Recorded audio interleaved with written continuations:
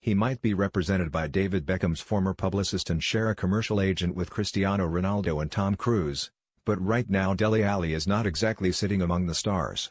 For the second time in a few days, he was among England's substitutes on Tuesday night, reduced to a role that he might have thought was beneath a player Mauricio Pochettino considers the finest young midfielder in world football. Gareth Southgate appears to think differently, even if he suggested before this friendly against Italy that his decision to once again omit the 21-year-old was influenced mostly by fitness concerns. Alli, it seems, has been unable to train properly for a few days.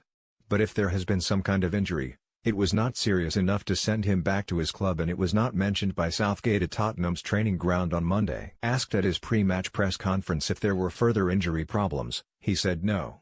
More likely, here's an England manager making a point, reminding one of the most gifted members of the squad that places in his team are by no means guaranteed. Southgate is picking his side on form rather than reputation, and, while even a few days ago the smart money remained on Alli starting the opening World Cup game against Tunisia in tandem with Harry Kane, the situation appears to be changing.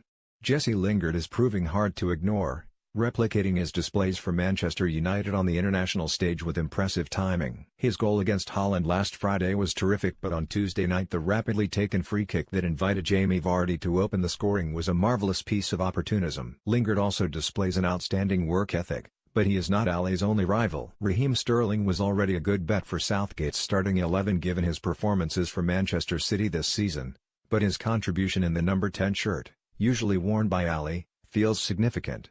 It takes something special to unnerve an Italy defense, but Sterling did that at Wembley to build on a strong performance in Amsterdam 4 days earlier. So, where does this leave Alli? Well, with a clear message that a return to something approaching the kind of football he produced last season will be required if he wants to feature more in Russia. This was the final international before Southgate picks his provisional squad for the World Cup, so those performances will need to come with Tottenham under the guidance of Pochettino.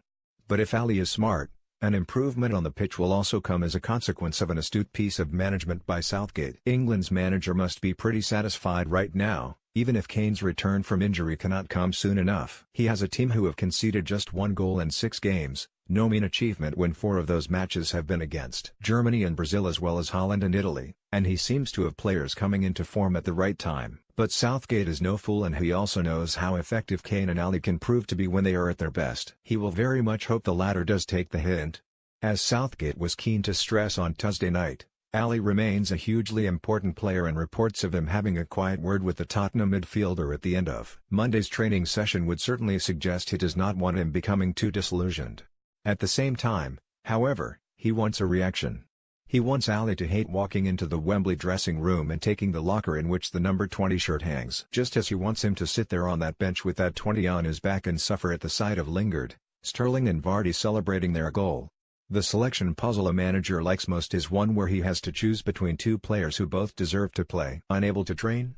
Whatever the exact circumstances, Alli would not be able to argue with the decision Southgate made in sticking with 2 exceptional young players in Lingard and Sterling.